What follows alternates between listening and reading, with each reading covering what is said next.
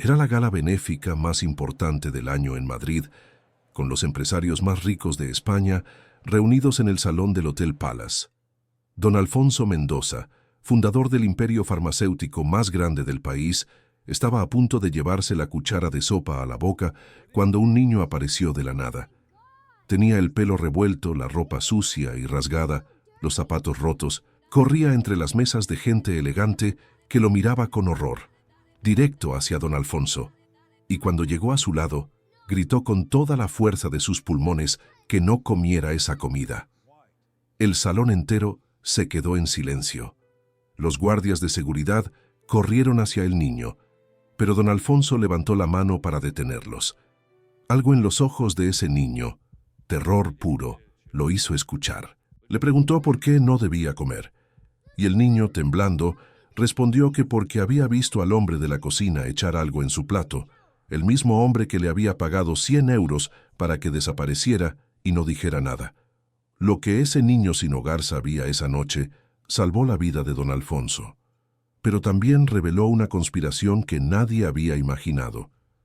Si estás preparado para esta historia, escribe en los comentarios desde dónde estás viendo este vídeo.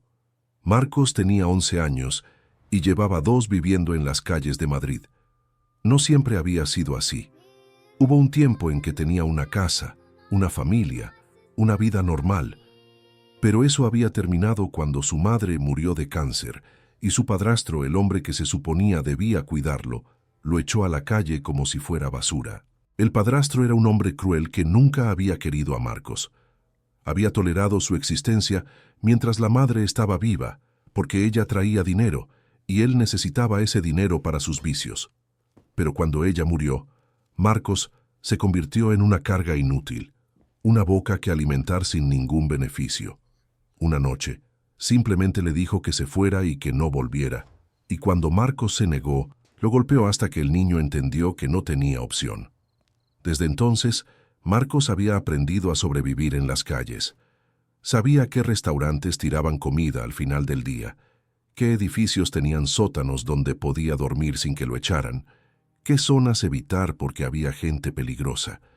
Había aprendido a hacerse invisible, a pasar desapercibido, a existir en los márgenes de una sociedad que prefería no verlo.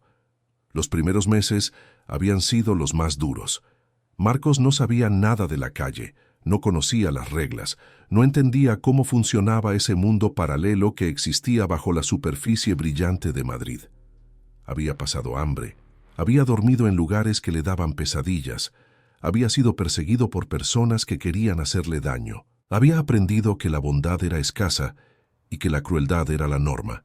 Pero también había encontrado pequeñas luces en la oscuridad, una anciana que le daba pan cada mañana desde la ventana de su apartamento, un grupo de otros niños de la calle que le enseñaron los trucos de supervivencia, un albergue que abría sus puertas en las noches más frías del invierno, pequeños actos de humanidad que le recordaban que no todo el mundo era como su padrastro. Marcos también había conservado algo que las calles no habían podido quitarle: su bondad. A pesar de todo lo que había sufrido, a pesar de todas las razones que tenía para volverse duro y cruel como el mundo que lo rodeaba, seguía siendo un niño que creía en hacer lo correcto. A pesar de todo lo que había sufrido, seguía siendo un niño que creía en hacer lo correcto.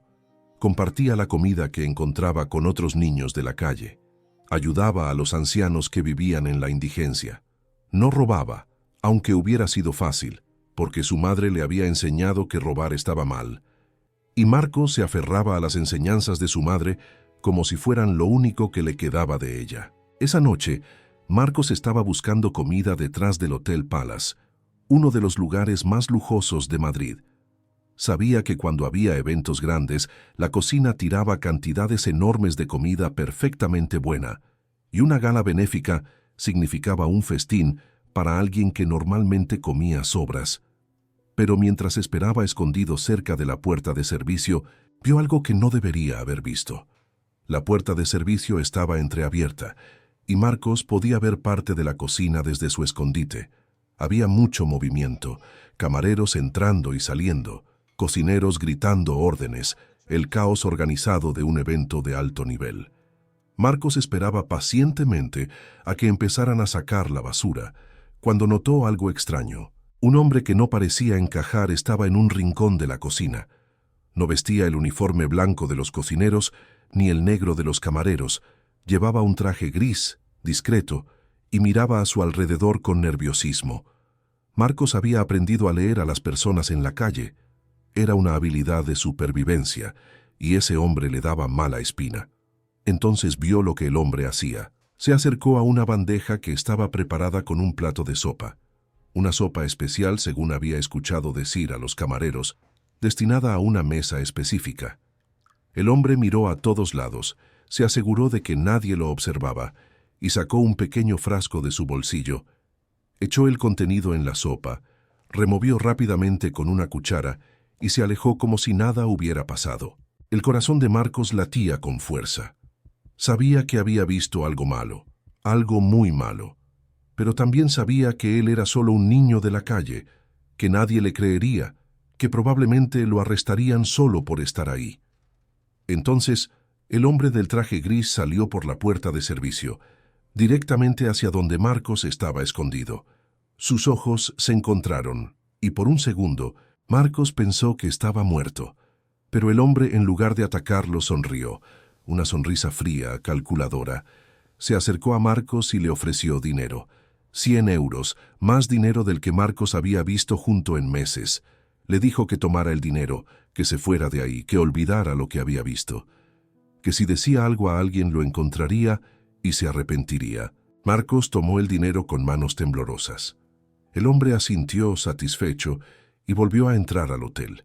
Y Marcos se quedó ahí, paralizado, con 100 euros en la mano y el conocimiento de que alguien iba a morir esa noche si él no hacía algo. Durante varios minutos, Marcos no se movió. Su mente era un torbellino de pensamientos contradictorios. 100 euros significaban comida para semanas, significaban poder dormir en un albergue cuando hiciera frío, significaban supervivencia. Y el hombre le había amenazado, le había dicho que lo encontraría si hablaba. Pero también había alguien dentro de ese hotel que iba a comer esa sopa. Alguien que no sabía lo que le esperaba. Alguien que moriría o enfermaría gravemente porque Marcos había decidido que su propia supervivencia era más importante. Marcos pensó en su madre. Recordó las noches en que ella, enferma y débil, todavía le contaba historias para que se durmiera. Historias de héroes que hacían lo correcto aunque fuera difícil, que protegían a los inocentes aunque les costara todo. Su madre le había enseñado que el valor no era la ausencia de miedo, sino hacer lo correcto a pesar del miedo. Y en ese momento, Marcos tomó una decisión. Dejó caer los 100 euros al suelo, como si quemaran, y corrió hacia la entrada principal del hotel. Los guardias de seguridad lo vieron venir, por supuesto. Un niño andrajoso corriendo hacia la entrada de una gala de millonarios no pasaba desapercibido. Intentaron detenerlo, pero Marcos era pequeño y rápido, y había pasado 2 años huyendo de personas que querían atraparlo. Esquivó al primer guardia, se deslizó bajo los brazos del segundo, y entró al salón principal antes de que pudieran reaccionar. El salón era más impresionante de lo que había imaginado. Arañas de cristal colgando del techo, mesas con manteles blancos, gente vestida con trajes y vestidos que probablemente costaban más que todo lo que Marcos había poseído en su vida. Y en una mesa central, un hombre mayor con cabello canoso estaba levantando una cuchara hacia su boca, una cuchara llena de sopa. Marcos gritó. Gritó con toda la fuerza que tenía, que no comiera esa comida. Su voz resonó en el salón silenciando todas las conversaciones, haciendo que cientos de ojos se volvieran hacia él. El hombre de la cuchara era don Alfonso Mendoza, y no había llegado a los 70 años, siendo uno de los empresarios más exitosos de España, sin aprender a leer situaciones y personas. Había construido su imperio farmacéutico desde cero. Había sobrevivido a crisis económicas, a competidores desleales, a décadas de batallas corporativas. Sabía reconocer cuando alguien mentía, cuando alguien tenía intenciones ocultas, cuando algo no encajaba. Cuando el niño andrajoso irrumpió en el salón gritando, la reacción instintiva de todos fue el rechazo. Los guardias corrieron hacia él Los invitados murmuraron indignados. Alguien gritó que llamaran a la policía. Una mujer se quejó de que la seguridad del hotel era inaceptable. Pero don Alfonso vio algo diferente. Vio el terror genuino en los ojos del niño, un terror que no se podía fingir. Vio cómo temblaba no de frío sino de miedo, el temblor de alguien que sabe que está arriesgando todo. Vio que había corrido hacia él con una urgencia que iba más allá de una travesura o una locura. 50 años de experiencia le habían enseñado a confiar en su instinto, y su instinto le decía que ese niño estaba diciendo la verdad. Levantó la mano, deteniendo a los guardias que estaban a punto de agarrar al niño. El silencio en el salón era absoluto, tan denso que se podía cortar con un cuchillo. Todos miraban a don Alfonso, esperando que ordenara que se llevaran a ese intruso, que continuara la velada como si nada hubiera pasado. Pero en lugar de eso, don Alfonso le preguntó al niño por qué no debía comer. Y Marcos, con voz temblorosa pero clara, le contó todo. Le contó sobre el hombre del traje gris, sobre el frasco, sobre el soborno para que guardara silencio. Le describió al hombre con tanto detalle como pudo, su altura, su pelo, su forma de moverse. Mientras Marcos hablaba, don Alfonso notó algo en la periferia de su visión. Un hombre cerca de la puerta de servicio. ¿Te está gustando esta historia? Deja un like y suscríbete al canal. Ahora, continuamos con el vídeo. Un hombre con un traje gris que coincidía perfectamente con la descripción del niño estaba retrocediendo lentamente hacia la salida, su cara pálida como la cera. Don Alfonso hizo una señal casi imperceptible a su jefe de seguridad, un exmilitar que había trabajado para él durante 20 años. En segundos, el hombre del traje gris estaba rodeado, incapaz de escapar. Don Alfonso tomó el plato de sopa y se lo entregó a uno de sus asistentes, ordenando que lo llevaran inmediatamente a un laboratorio para análisis. Luego se volvió hacia Marcos y por primera vez esa noche sonrió. Le dijo al niño que le había salvado la vida y que eso no lo olvidaría jamás. Las horas siguientes fueron un torbellino de actividad. La policía llegó, el hombre del traje gris fue arrestado y el análisis de la sopa confirmó lo que Marcos había visto. Estaba envenenada con una sustancia que habría causado un paro cardíaco en cuestión de horas, imposible de rastrear en una autopsia normal. Pero lo más impactante vino cuando el hombre del traje gris comenzó a hablar. Ante la evidencia irrefutable y la perspectiva de pasar el resto de su vida en prisión, decidió negociar y lo que reveló sacudió los cimientos de la alta sociedad española. El intento de asesinato había sido ordenado por el propio sobrino de don Alfonso, Víctor Mendoza, el hombre que heredaría el imperio farmacéutico si don Alfonso moría sin descendencia. Víctor era un hombre de 45 años que siempre había vivido a la sombra de su tío, recibiendo un salario generoso por un trabajo que apenas hacía, disfrutando de los beneficios del apellido Mendoza sin haber trabajado nunca por ellos. Víctor había estado esperando años a que su tío muriera de causas naturales, pero la paciencia se le había agotado. Don Alfonso parecía tener una salud de hierro, y cada año que pasaba era un año más de espera, un año más de ser el eterno segundo, un año más de ver cómo su tío donaba millones a fundaciones benéficas que Víctor consideraba un desperdicio de su futura herencia.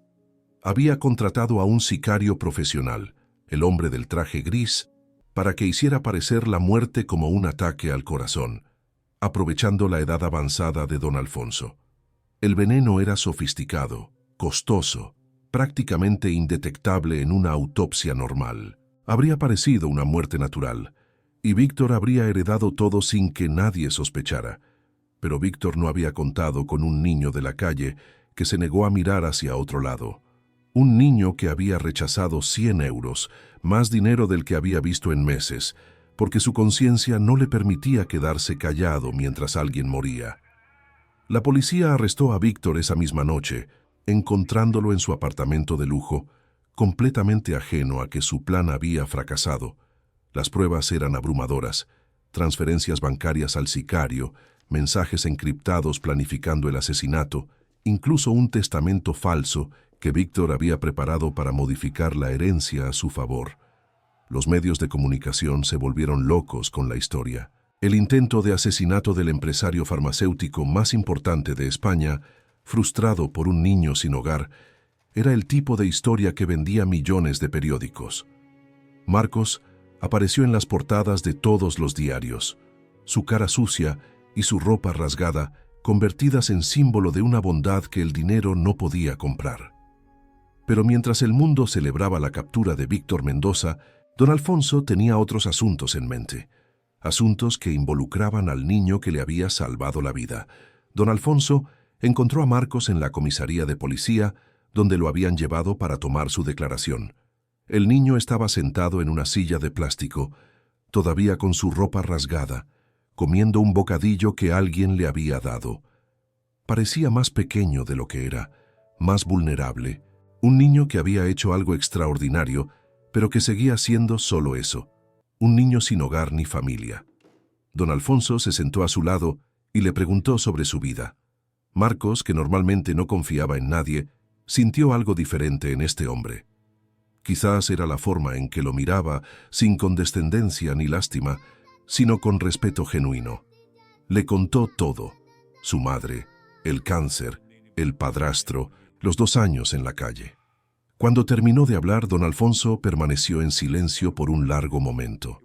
Luego le dijo a Marcos que él había tenido un hijo que había muerto en un accidente de coche hace 15 años, que desde entonces había dedicado su vida al trabajo, tratando de llenar un vacío que el dinero nunca podía llenar, que su sobrino, el hombre que había intentado matarlo, era la única familia que le quedaba, y había resultado ser un monstruo.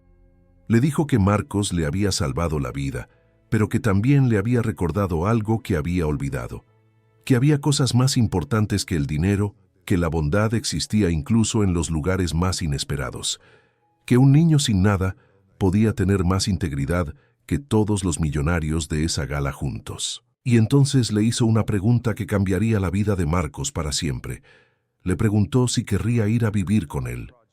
No como caridad, le aclaró, no como una mascota, ni como un proyecto, como el hijo que había perdido, como el heredero que merecía, como la familia que ambos necesitaban. Marcos no respondió con palabras. No podía, porque estaba llorando por primera vez desde la muerte de su madre. Pero su abrazo fue respuesta suficiente. Los abogados de don Alfonso trabajaron rápidamente. El padrastro, al enterarse de que Marcos iba a ser adoptado por uno de los hombres más ricos de España, apareció reclamando derechos paternales, pensando que podía sacar dinero de la situación. Pero los investigadores de don Alfonso habían hecho su trabajo, y las pruebas del abuso y abandono eran irrefutables. El padrastro terminó en prisión, donde pertenecía. 1 año después, Marcos ya no era el niño andrajoso que había irrumpido en una gala benéfica. Era Marcos Mendoza, hijo adoptivo de don Alfonso, estudiante en uno de los mejores colegios de Madrid, y según todas las evidencias, un joven extraordinario con un futuro brillante por delante. La transición no había sido fácil. Marcos había pasado de dormir en callejones a vivir en una mansión, de buscar comida en la basura a tener un chef personal, de huir de la policía a ser protegido por guardaespaldas. Al principio, todo le parecía irreal, como si estuviera viviendo el sueño de otra persona y pudiera despertar en cualquier momento en su vieja vida. Pero don Alfonso había sido paciente. No esperaba que Marcos se adaptara de la noche a la mañana, no lo presionaba para que actuara como un niño rico de cuna. Le dio tiempo, le dio espacio, le dio la seguridad de saber que pasara lo que pasara, tenía un hogar al que volver. Marcos también tuvo que aprender a confiar de nuevo, a creer que la bondad podía ser genuina, que no todo el mundo quería algo de él. Los psicólogos que don Alfonso contrató ayudaron, pero lo que más ayudó fue simplemente el tiempo. Días y semanas y meses de experimentar que don Alfonso cumplía sus promesas, que estaba ahí cada noche para cenar, que se interesaba genuinamente por su vida. Pero lo más importante era que Marcos había encontrado algo que las calles le habían quitado: un hogar. Alguien que lo esperaba cuando volvía del colegio. alguien que le preguntaba cómo había sido su día, alguien que lo arropaba por las noches, aunque ya se consideraba demasiado mayor para eso. Don Alfonso, por su parte, había encontrado algo que el dinero nunca había podido comprar. Una razón para vivir más allá del trabajo, una segunda oportunidad de ser padre, un heredero que había demostrado que merecía el apellido Mendoza, no por sangre sino por carácter. Cada año, en el aniversario de la noche en que se conocieron, padre e hijo volvían al Hotel Palace, no para asistir a galas de millonarios, sino para servir comida a personas sin hogar en un programa que don Alfonso había fundado en honor a Marcos. El programa se llamaba Segunda Oportunidad, que había ayudado a cientos de niños de la calle a encontrar hogares y futuros. El Hotel Palace, que al principio había dudado en asociarse con un programa para personas sin hogar, se había convertido en uno de los principales patrocinadores. La noche del aniversario, el mismo salón donde Marcos había gritado su advertencia, se transformaba en un comedor donde los más necesitados podían sentirse por una vez como invitados de honor. Marcos siempre servía la primera mesa, con sus propias manos, mirando a los ojos a cada persona que recibía un plato. Les contaba su historia si preguntaban, les decía que él había sido uno de ellos, que la vida podía cambiar en un instante si mantenían la esperanza y la integridad. Porque Marcos había aprendido algo esa noche que nunca olvidaría, que hacer lo correcto, aunque sea difícil, aunque dé miedo, aunque parezca que no hay nada que ganar, siempre vale la pena. Y que a veces las mejores familias no son las que te da la sangre, sino las que eliges con el corazón. Don Alfonso, que observaba a su hijo servir comida con la misma dignidad con la que habría presidido una junta directiva, sabía que había tomado la mejor decisión de su vida aquella noche hace un año. No era Marcos quien le debía algo a él, era él quien le debía todo a ese niño valiente que había rechazado 100 euros para salvarle la vida. Esta historia nos recuerda que el valor viene en los envases más inesperados. Marcos era un niño sin hogar, sin poder, sin voz en un mundo que lo había ignorado durante años. Pero cuando llegó el momento de elegir entre su propia supervivencia y la vida de un extraño, eligió hacer lo correcto. Nos recuerda también que la bondad es más valiosa que cualquier fortuna. Don Alfonso tenía todo el dinero del mundo, pero lo que le salvó la vida no fue su riqueza, sino la integridad de un niño que había rechazado 100 euros para hacer lo correcto. Y nos recuerda que las segundas oportunidades existen. Marcos encontró en don Alfonso el padre que había perdido, y don Alfonso encontró en Marcos el hijo que nunca pensó volver a tener. Dos personas rotas que se encontraron en el momento exacto y se convirtieron en familia. Si esta historia te ha tocado el corazón, si te ha recordado que el valor y la bondad pueden cambiar el mundo, entonces deja que lo sepa también quien venga después. Un pequeño gesto puede llevar esta historia a alguien que necesite recordar que siempre hay esperanza, incluso cuando todo parece perdido. Gracias por quedarte conmigo hasta el final.